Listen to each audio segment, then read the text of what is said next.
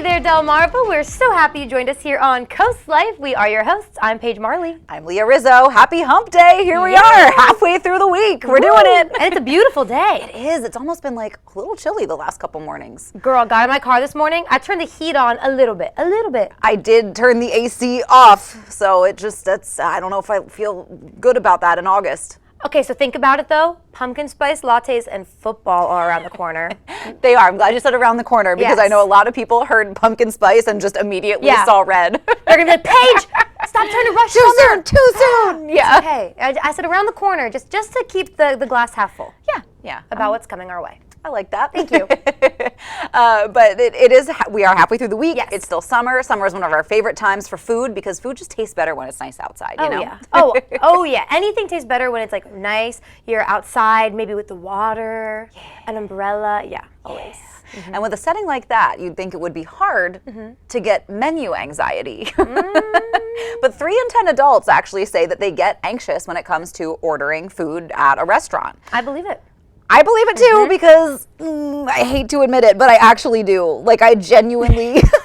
You get menu anxiety. Well, so not so much at like an actual sit-down restaurant, but like ordering coffee off a menu somewhere where like everybody's in a hurry. I'm like, I don't want to be that guy that gets up to the line and I don't know what I want to order because it holds everyone's day up. I get mad at that guy, so I'm like, I don't want to be that guy, but I always forget my glasses. I can never see the menu. I'm always like, oh no.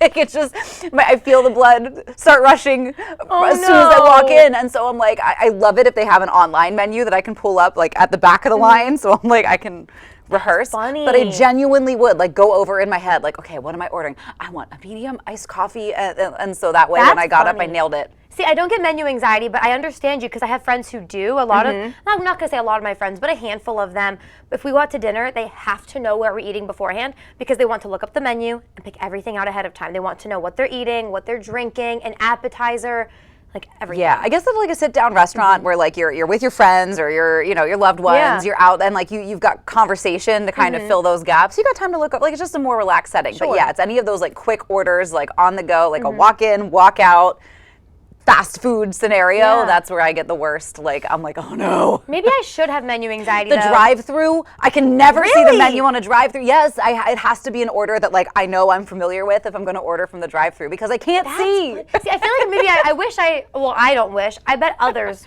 wish I had menu anxiety because I'll sit there all day at the drive-through like, I need a second. 1 second. And I'm that guy behind you that's like, hurry up, know what you're getting. I'll ask questions at the coffee shop. I don't care. So, but hey, if you have menu anxiety, you're not alone. Well, maybe I just need to take a breath and slow down. Like that's also the other possibility. But I think I'm used to a little bit of a faster pace. That's and fair. I'm like, I don't want to be that guy that holds everybody up. That's okay. You get to an age when you just stop caring. Just kidding. I'm older than you. I know.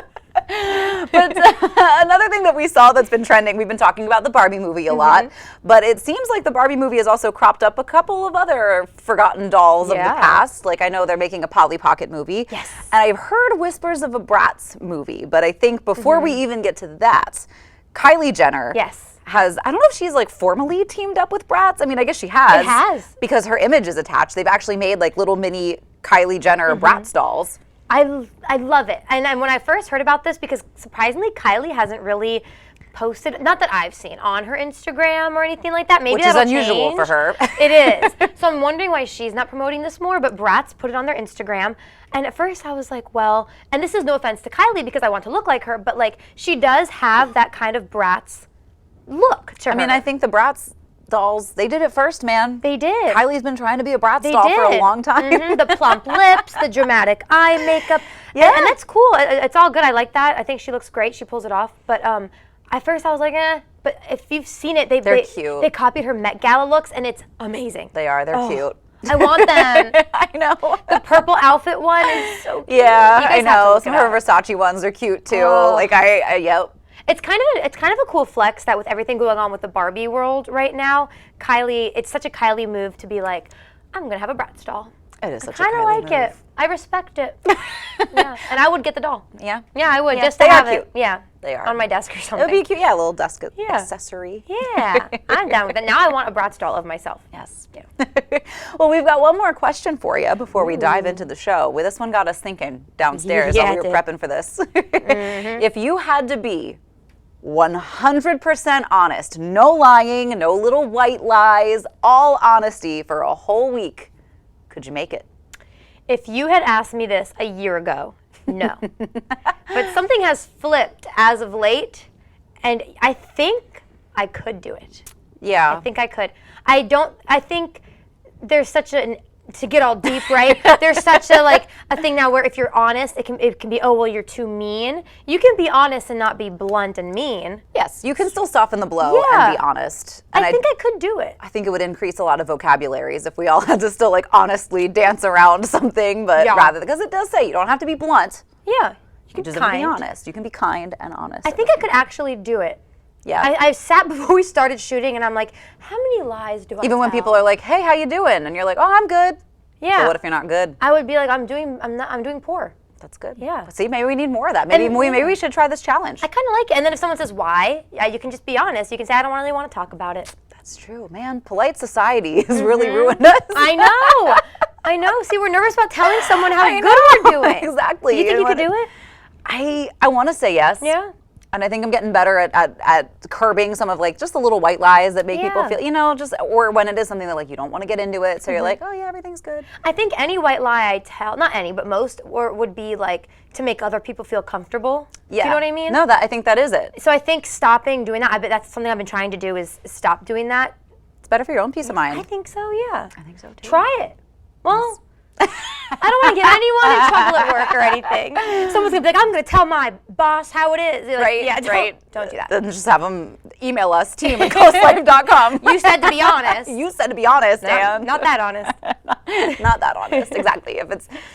I think you can still apply if you don't have anything nice to say, don't say anything at all. That probably counts as honesty. Perfect. Then we can do it. Let us know. We'll have that question up on our Facebook. Let us know. Yeah. You can do it for a week. Could you do it? Well, we've got a great show coming your way today. We are taking a stop near the Lewes Library to check out the little Red Caboose. And we have a very special guest coming in. We're talking to a local artist. And our field correspondent, Maya Henry, is going to be taken to the boardwalk to get more of your input on the show. And we're going to be asking you what's some advice you would give your younger self. All that and more is headed your way when Coast Life gets back.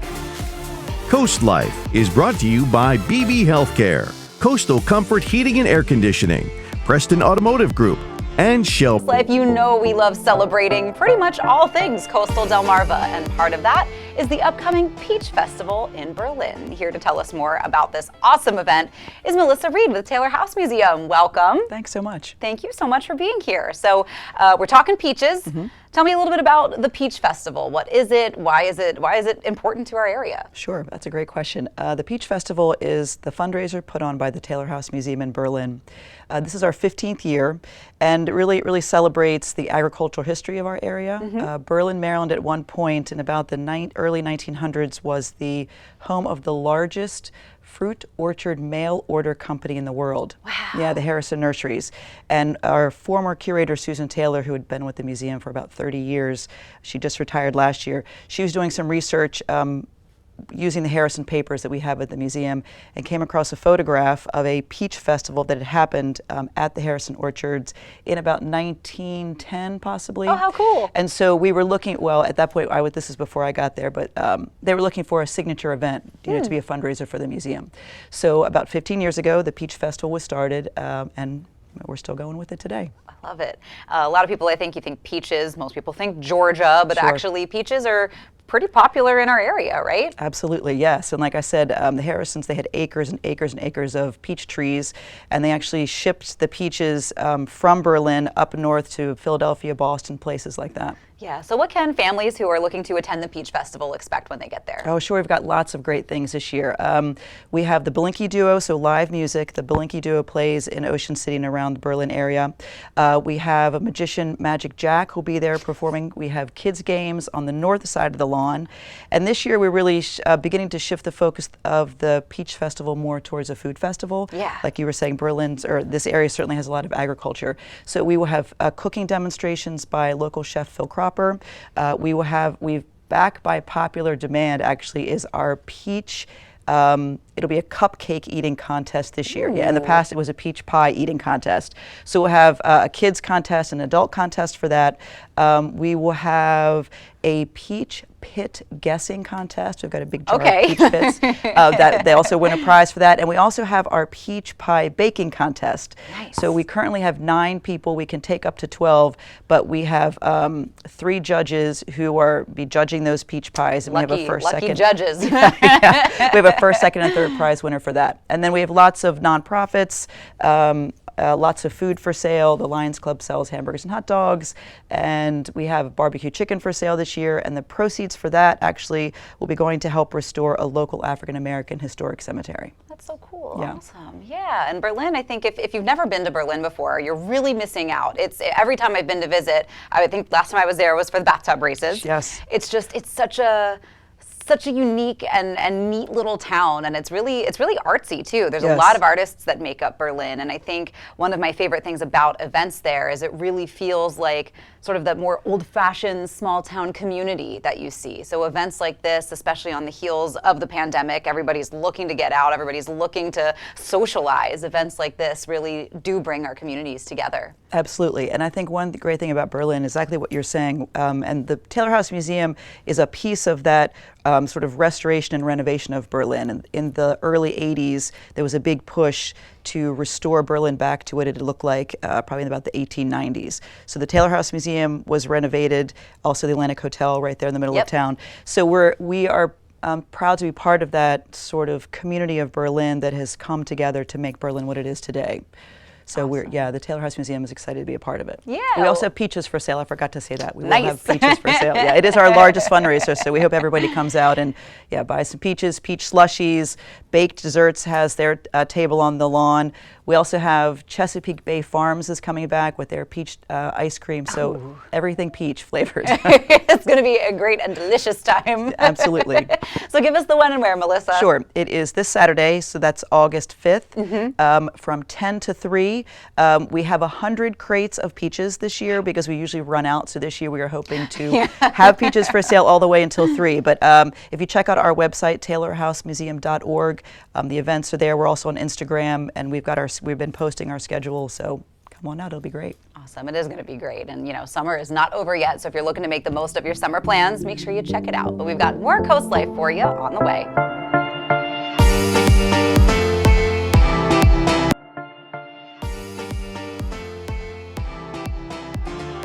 Here on Coast Life, we love exploring all the cool things to do along coastal Delmarva, and we also love living pieces of history. Yes. That's why our field correspondent, Maya Henry, is checking out the Little Red Caboose in Lewes.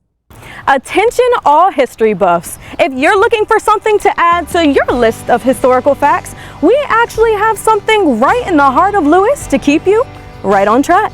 So David, tell me a little bit about how this Red Caboose began. It's like right in the middle of the library. Like, how did it get here? It didn't always start here, correct? No, it didn't. The Lewes Junction Railroad and Bridge Association was formed to interpret the railroad history and preserve some of the railroad history right here in Lewes. The first thing that we did was actually save the historic swing bridge, which went across the canal. A lot of your people have seen that, I'm sure, where they lifted the bridge up and put it alongside the bike trail. Well, we were the ones that got that going. It's also part of our mission was also to preserve a piece of the railroad track that once ran through the town of Lewes. This track would have gone all the way from Georgetown to Cape Henlopen State Park at Fort Miles. So when they were getting ready to decommission the rail line, we came forward and said, can we help save this? And that's how the track got here. As part of that mission, we purchased this caboose from the last operating rail line that was here. Okay. It's called the Delaware Coastline. We purchased the caboose and we decided that we were going to refurbish it and restore it cosmetically so that people could come and see what it looks like inside of caboose. We started that project in Georgetown. Okay. And in December of last year, we picked the caboose up, brought it over here, set it back down on the tracks, and finished our restoration. And today, that's what you see right here. So how did you get it? You said it started in Georgetown. How did you get it all the way over here? I knew it took some manpower to get it here. Oh yeah. Okay, so the caboose weighs 26 tons. Mine. You have to take it off of its wheels. which we did. The whole red box comes up and the wheels stay. You then put the red box on a truck and you drive it down Route 9. The wheels go on a separate truck and they come behind it. When we got over to here, there were cranes waiting for us. They lifted the black wheels off and set them down, and then the cranes lifted off the red box part and set it down back on top of the wheels. All right, that sounds like it took some time. It took some time. So tell me why you wanted it to come here instead of staying at Georgetown. What was the big purpose of placing it right in the middle of right in front of the Lewes Library? Okay, so this is the center of our mission. This is called the Junction. This is where the Breakwater Junction track would have gone off to Rehoboth. And this is the important rail line that brought the goods in or the goods back out off of the Delaware Bay. And this is where the center of the activity was in Lewes. So to preserve for the city the importance of the railroad, that's why we restored the track and its location here. And that's why we put the caboose on. We have plans now in the works to move a steam locomotive, which has already been donated to us. It's in Wilmington, waiting for us to raise the money to bring the steam locomotive and put it there as a complement to the Red Caboose. So that's where we are currently. 1913 steam locomotive. So the whole purpose of this is you guys have some tours. Am I able to take a tour now? Sure. All right. We'd be more than happy to show you inside. All right, let's go take a look. As you can see, the flag is already up, which means it's time to go look inside. All right, David, so you said you have a history of trains. What got you here? I've worked all my life pretty much in Wilmington for the Wilmington and Western Railroad, which is a tourist railroad, operates steam locomotives, vintage equipment. I'm very familiar with these kinds of cabooses and restorations that it takes to do that. So when I retired, I came down here and got interested in what they were doing to preserve this piece of track and the caboose. And that's how I got involved again. Now I'm in Lewes doing it. Nice. So would you say this is kind of like your passion? You're really passionate as you talk about it. Yes. Okay. I think it's pretty obvious. I really believe in this. This is a piece of history. Nice. What we're trying to do here is really give history a chance to be preserved and let children, moms, dads, the community, visitors to come and see how important the railroad was and why it was even put here in the beginning. Right, and I see you have pictures all around the caboose. Can we start with like some historical facts or some historical pieces that are really important to this caboose? Sure, we can. When the volunteers, actually, again, the caboose was built in 1917, and when we started to come in here to do our restorations and cleanup work, we found that the old wood, which is what this is still the original wood, and all we did was clean it very carefully and then repaint it, rather than take everything out and make it look brand new. Right. So, you said you restored the wood. Is there anything else that's really been restored, or did you try to keep it as historical as possible? It is as close to historically accurate as can be. Nice. Okay. The bunks and the foot lockers are all original, and the crew and staff of the train would have slept on these. Oh my. And they would have cooked their meals on this heater combination stove, which is right here. This is oil fired. There would have been a fire in here, and you could cook on this. As the train was traveling down the tracks, this is its only source of heat.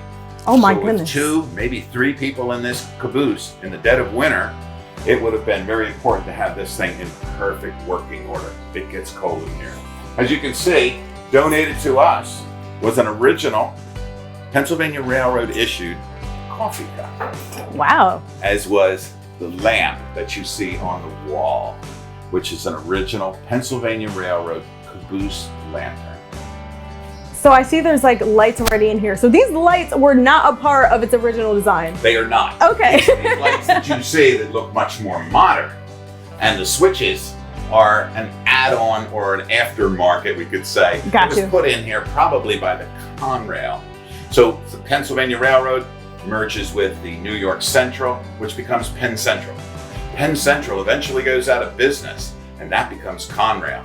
So this caboose started as red, probably at one point was green for the Penn Central, and then went to blue, and now it's red again. So it all changes depending on who owns it at that time, all the colors. Correct. That's correct. Each one of the railroad lines would have had their specific colors so that they were distinguished between the other rail lines that they were operating with. All right, nice. And the whole purpose here is because you guys have something really cool happening this weekend. That's correct. We have, now that the caboose is finished and we've got a lot of the materials in place and we can tell our story, we're going to start opening the caboose to the public. This is the first time. Wow. This Sunday from 10 to 2, we will have the flag flying, and you can come in, bring your family, and listen to why the caboose was important, ask some questions, learn a little bit of the history and where the rail lines ran here in Lewes and on to Rehoboth and why it was so important to Sussex County. All right, and will you be leading the tours? I probably will be, unfortunately. I'm always here. But no, I enjoy it, and I like to talk with people, and I'm going to be helping to train some of the new people that are going to be in here working so that they can get a little background on how it's done. All right, guys, so if you're interested in a nice little piece of history, David can walk you through this weekend. There's more Coast Life on the way. You're watching Coast Life, and we know that we had quite a bit of rain and severe storms and all kinds of wacky weather out there. When it rains, it pours around here. Yes, it does. And that's why you got to make sure that your crawl space is in tip-top shape, because you don't want any damage under the house that maybe you're just ignoring because you can't see it every day. I'm a little worried from a crawl space. I'm going to be honest. I have no idea. Well, don't be, because we know somebody that can make sure your crawl space is in perfect condition. And that's why Katie Zarilli from our sister show, Delmarva Life, is checking out our friends at Dry Tech. Summertime is about to begin. Get ready for sunny skies, whimsical waves, enchanted evenings, and a sweating crawl space. Everything's going to get balmy and sticky, and your crawl space is going to get balmy and sticky too. Austin Ireland is the president of Dry Tech Crawl Space Solutions. He says the closer you are to the coast, the more concerns he has for your crawl space. The closer to the water you are, the more you're going to have to deal with water-related problems like high humidity. So if you're over by the beach, yep. Plus what you have when you get close to the beach is you have salt in the air, so there's salt in that humidity as well. That's what really causes that sticky feeling, but also it's more corrosive too, to the unders of your house, the crawl space, your pipes, your electrical wires, all that. Those who have second homes here need to be especially vigilant. If you have a second home here on the Eastern Shore, stay on it. Keep it dry. Keep it dry. When you come back here, it's going to smell like grandma's basement. That's fine. Get it aired out. If you're really worried about it, call a professional, call a Dry Tech, call a crawl space company, call somebody, get a second opinion, but you keep it dry. Even though it's under the house, there are ground level giveaways that something's wrong. Some telltale signs inside your house would be to keep an eye on leather products like purses, leather shoes, belts, things that are in a closet and they're an organic food source, they're not disturbed. They'll start to accumulate mold over time. That's another telltale sign. When the signs show up, it's best to act, according to Austin. If you keep ignoring it, long term, that moisture will eventually result in mold, and that mold will turn to rot. We're talking decades. We're talking 10, 20, 15, 50 years, could be 100 years. So the team at Dry Tech can help you prevent that problem. Austin paints us a picture of what the process looks like from that first phone call. The very first thing you're going to encounter is Jessica. She's our operations director. She fields all the phone calls. She gets everybody where they need to be.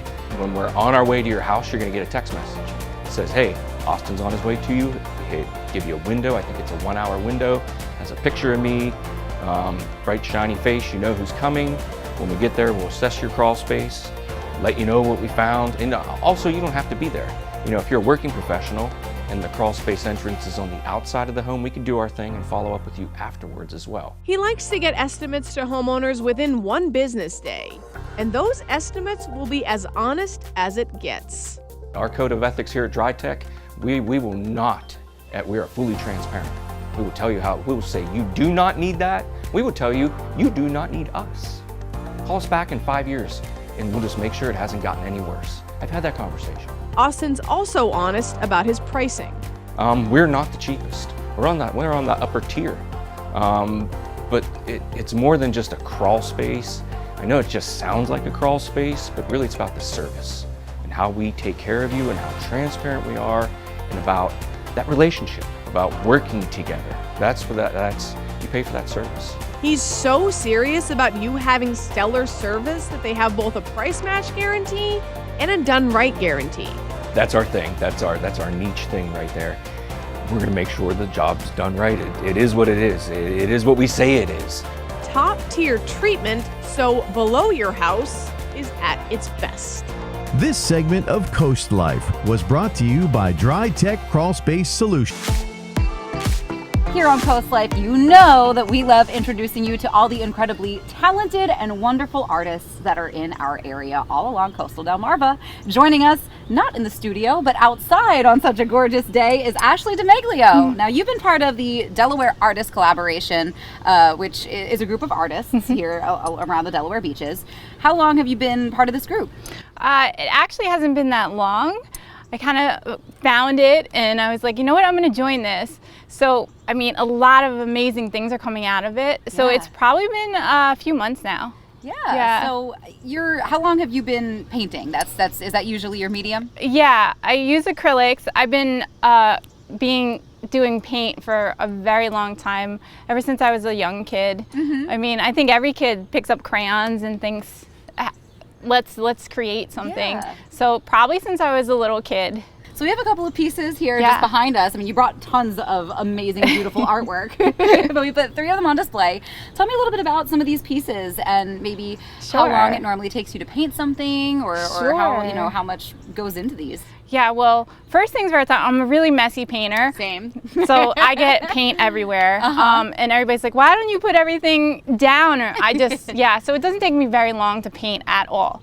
Probably like an hour and a half to 2 hours. Like this was probably 2 hours. Yeah. I went to Cape Hanalopin and I kind of started looking at all their beautiful lighthouses, and I was like, you know what, I'm going to paint them.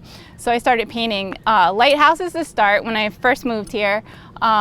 And then my herons actually live in my backyard. Aww. So I just started painting them. Yeah. And I just absolutely just sit at the ocean and I just paint. I'll just set up my easel and I'll paint. I think that's a common thing you hear with a lot of artists in our areas, that there's so many things that really capture the eye, whether it's the wildlife or the scenery. Definitely. Is there something in particular that you really enjoy painting the most? It would definitely have to be the blue herons. Yeah. It's actually extremely popular in the area. Everybody loves them. Every art show I go to, it's like, oh, where are your blue herons? Yeah.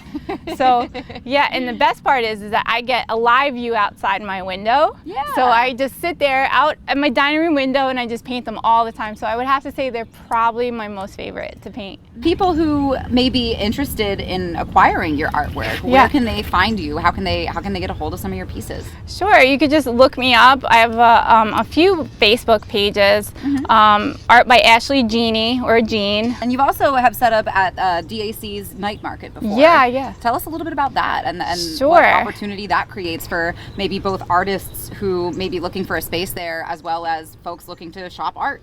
Sure. So I actually had reached out to them because there is a wait list that you can get onto. And I just kind of, it was like a lucky thing where I woke up one morning and they were like, hey, you're on a wait list. Would you like to come in? So I'm like, yes. So I just went and drove there. I didn't know what I was doing. I was talking to all the vendors are extremely, like, they know what's up and how they're going to set up everything. Nice. So I kind of was like just a one thing that I just entered into and I got into. And now I'm on the wait list so I can go any Monday. They do Monday and Fridays. Well, I know that Ashley, you also lead paint nights from time to time. So Ashley's actually going to lead Paige and I in a little painting demonstration when we get back. So don't go anywhere.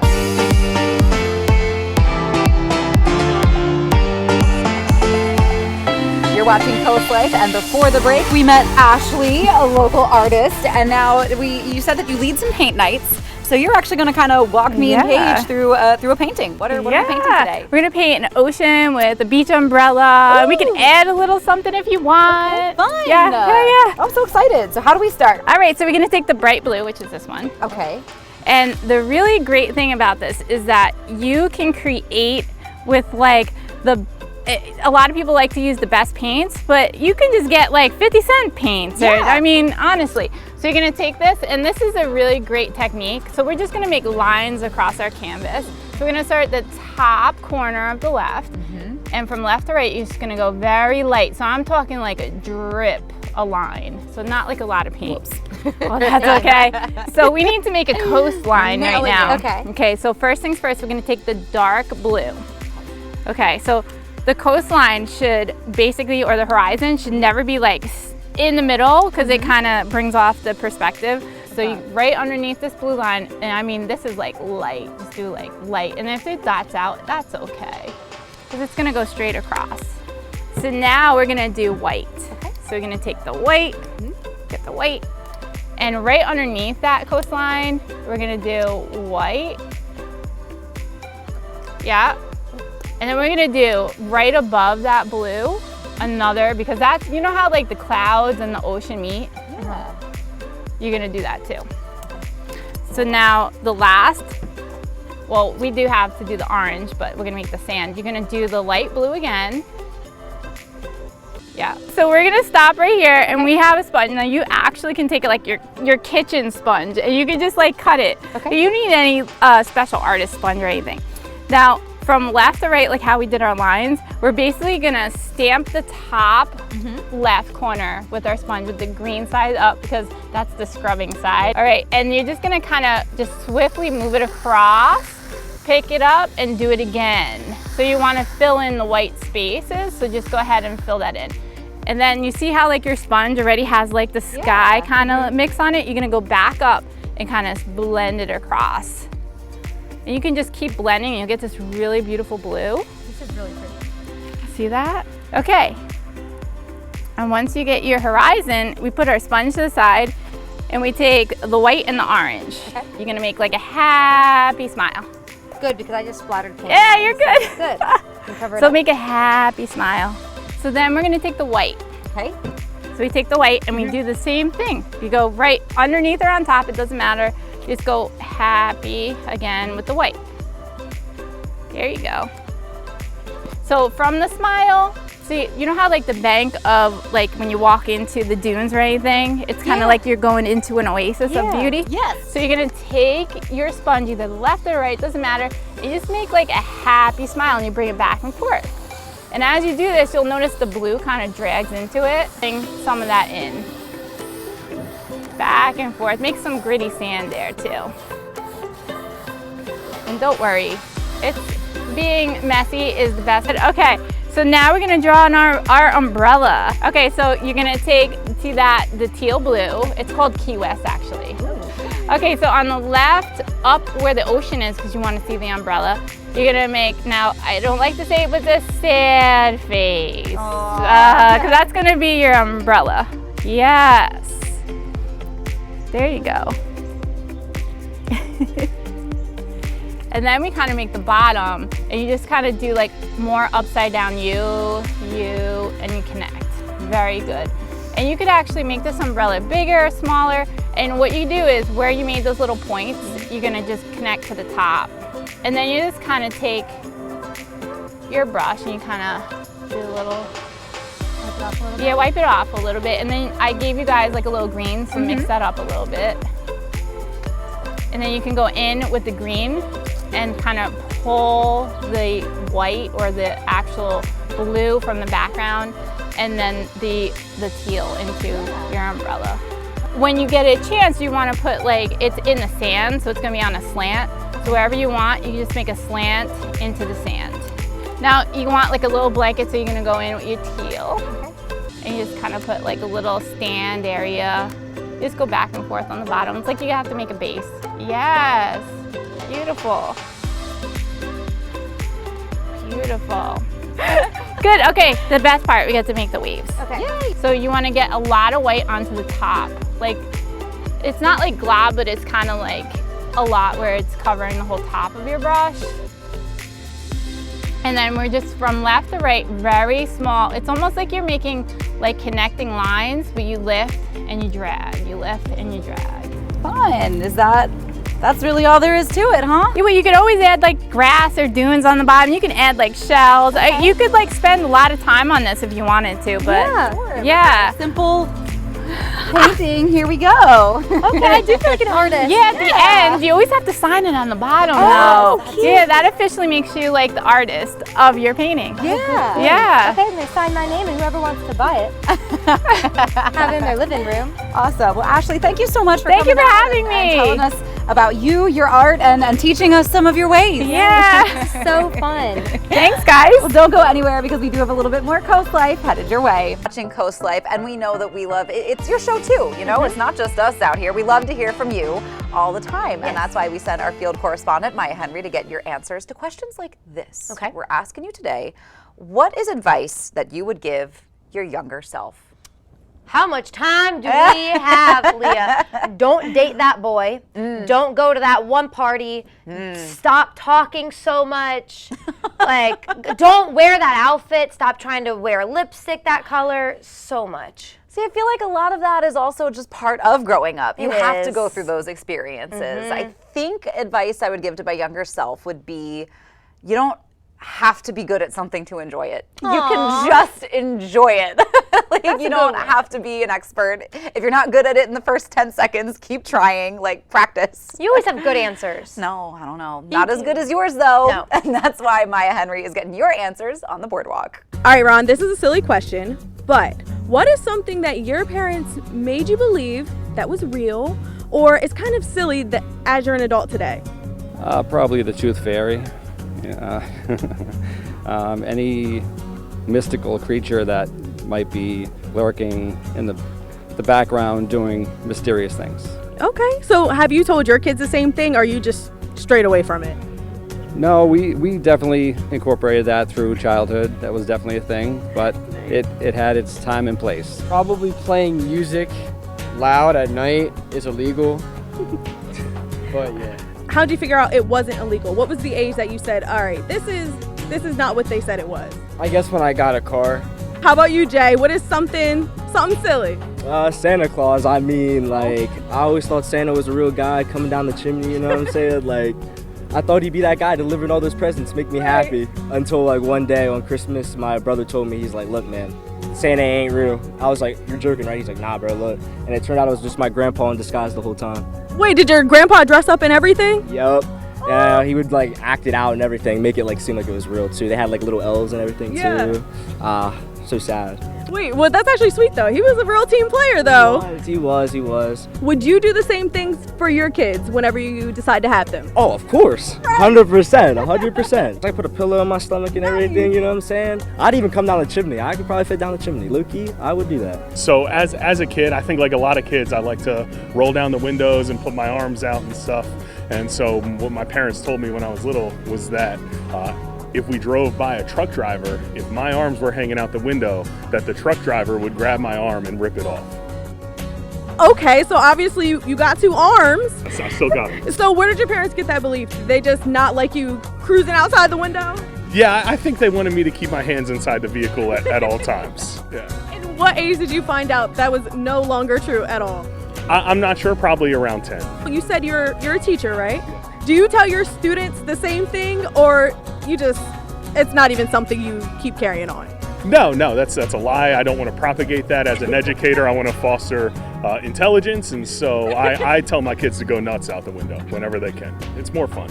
Don't miss any of your favorite Coast Life moments. Hang out with us on our socials, Facebook, Instagram, Twitter, TikTok. We're there. And don't forget, you can find full episodes of Coast Life at coastlife.com. There's more Coast Life on the way.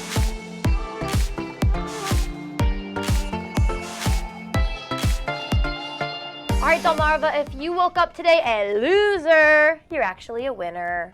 Yeah! Surprisingly, well, not so surprisingly, we all woke up today losers because no one won the Mega Millions. Darn it. Can't believe it wasn't us. It's in the billion range. What are you doing with billions? God, so much. So much. You'll never see me. Here I am, that'd be like, I'll write you a fat check, Leah. And she's like, peace out. Bye. No, but we are all still winners because if you take your losing Mega Millions ticket to Krispy Kreme today, they feel sorry for you, so they're going to give you a donut. Nice. And they got good donuts, too. Gosh, they do. More places should do that. I think so too. But don't forget to get your lottery tickets tonight. Yes. Because we also learned that statistically, Delaware is the luckiest state when it comes to lottery winnings. I don't believe it, but I'll take it. I don't know that I believe it either, but I'm just saying. I'll take it. That sounds good to me. You don't know unless you try. You know who wins too much? California. They do win a lot. Gosh, it's like when you saw Tom Brady win the Super Bowl over and over and over. You're like, I get it, you're good. And then finally the Eagles took him down. Remember that? God. Remember that? No, I don't care. Goodbye, everybody. Just kidding. Show's over. Yes. I'll take it back. I'm not giving you my check. Anyways. We always have tons of fun with you. Yes, we do. Go get your Krispy Kreme because I know you didn't win. And we will share our wealth with you. Yes, we'll share our winnings. Maybe not the money, but our wealth of fun things to do around Delmarva, as we do every day at 4 o'clock. Yes. But it is about that time for us to wrap things up as we get